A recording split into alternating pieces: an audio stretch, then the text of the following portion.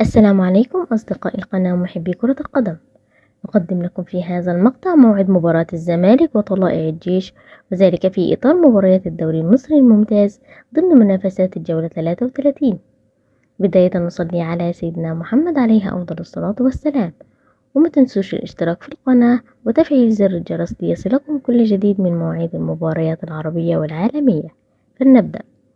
يدخل فريق نادي الزمالك المباراة وهو في المركز الثالث برصيد 55 نقطة من أصل 32 مباراة، بينما نادي طلائع الجيش يدخل المباراة وهو في المركز ال11 برصيد 39 نقطة من أصل 33 مباراة. تقام المباراة يوم الأربعاء الموافق 14/8/2024.